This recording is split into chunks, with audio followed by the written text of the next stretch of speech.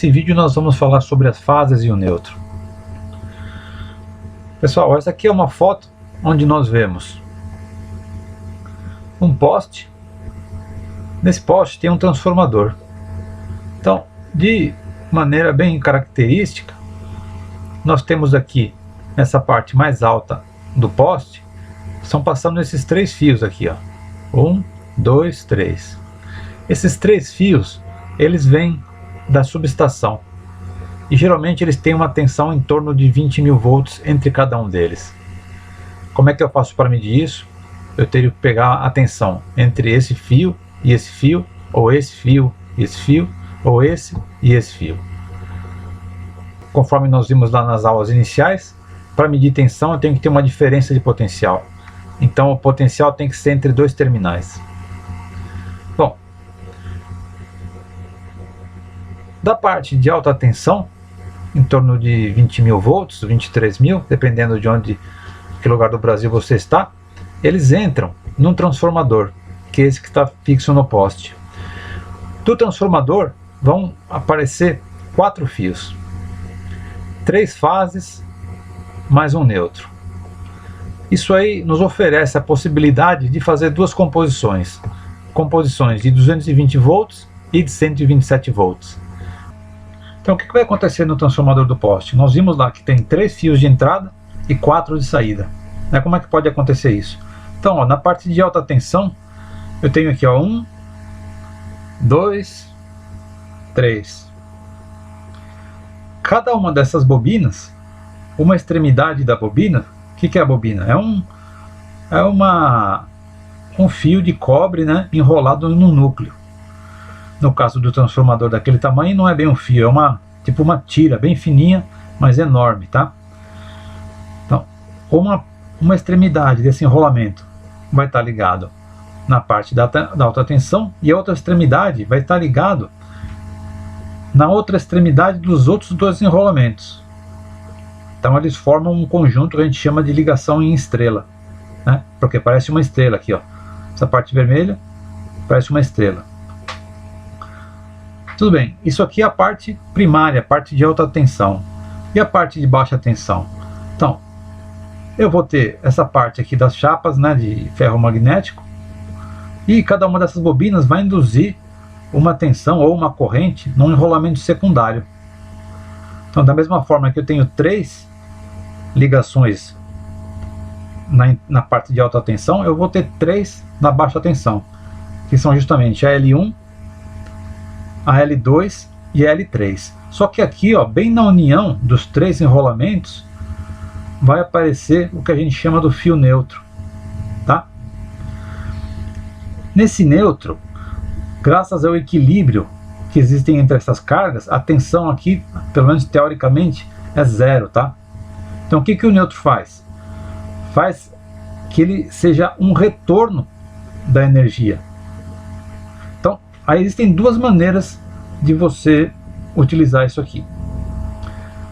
Por exemplo, se eu ligar qualquer uma das fases com um neutro, eu vou obter 127 volts. Se eu ligar qualquer uma das fases com a outra fase, então vou botar aqui, ó, 127. Se eu ligar qualquer uma das fases com uma outra fase, eu vou obter os meus 220 volts.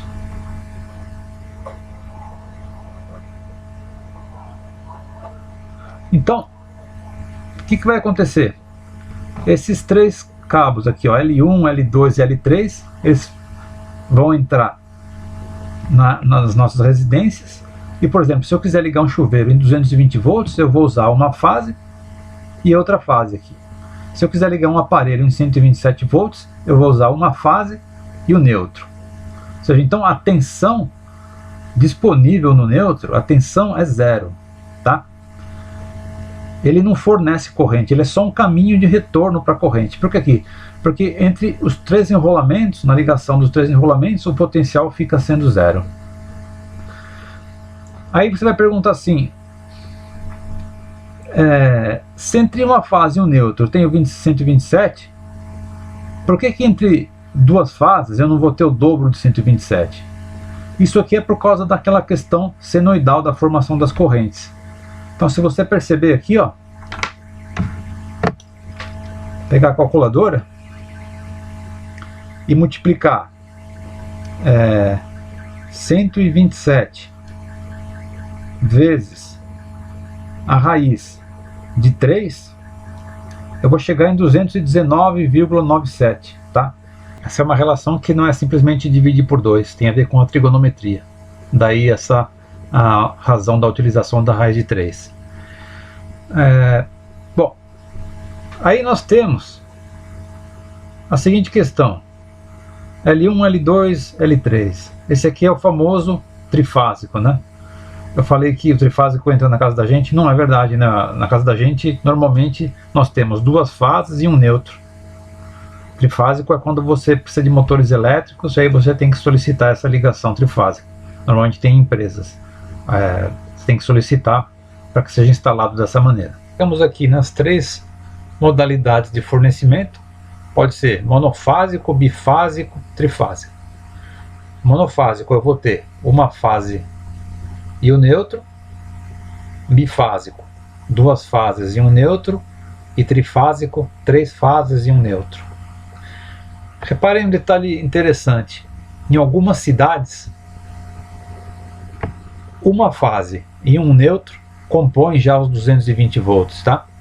Então, por isso que no litoral, algumas cidades que funcionam dessa maneira, as pessoas iam de São Paulo, ligavam os aparelhos lá no litoral e queimavam o aparelho na hora. Então, precisa ver quanto tem cada fase individual, tá? Bom, pessoal, então por que a corrente alternada tem esse formato senoidal? Então, esse formato senoidal vem da natureza do gerador, tá? Então, o gerador elementar é uma bobina chamada aqui de espira, que gira dentro de um campo magnético. Quando você faz girar, você acaba induzindo uma corrente elétrica nessa espira aqui. A espira é uma volta. Então, graças a esse formato aqui de giro, a corrente alternada tem aquele formato senoidal. Você imagina aqui a espira colocada nesse campo magnético, nessas linhas de força entre o polo norte e o polo sul, da mesma maneira como acontece aqui. Quando ela começa a girar, ela vai induzindo uma corrente. Então, da posição 1 para a posição 2, na posição ela tinha uma tensão 0, quando está na posição 2 já tem essa tensão aqui.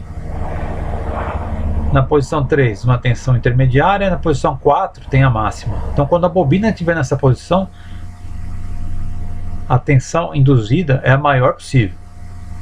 Aí, conforme ela vai rotacionando, quando ela chega aqui no ponto 7, vai ser 0 novamente. Por isso que tem aqui o 7 na tensão 0. E quando chega no 10, ela vai ter a tensão negativa máxima. Tá? Então, o formato senoidal vem dessa natureza aqui. O que aconteceria se eu tivesse mais de uma bobina dentro desse campo magnético e cada uma dessas bobinas estivesse defasado em 120 graus? Eu ia gerar a corrente trifásica. Tá? Então, a diferença numa alimentação trifásica, a diferença entre uma fase e outra são justamente esses 120 graus que estão defasados uma fase em relação à outra. Por que 120 graus? Porque se eu dividir 360 por 3, eu vou ter 120 graus. Bom, então, para finalizar, eu desenhei aqui três fases, R, S, T. Desenhei aqui o gerador elementar. Tem um campo magnético do polo norte para o polo sul, e dentro do polo magnético estão colocadas três espiras elementares. O que é uma espira elementar? Só tem uma volta só. Então, a espira vermelha é da fase R, a espira verde é da fase S e a espira azul é da fase T. Tá? Então, nessa posição aqui, ó, quando a espira vermelha está aqui no ângulo 0, a tensão induzida é 0 volts. Quando ela chegar aqui na posição 90 graus, a tensão induzida vai ser máxima, tá? Quando um condutor é movimentado dentro de um campo magnético, é induzida uma corrente nesse condutor. Esse é o funcionamento dos geradores, tá?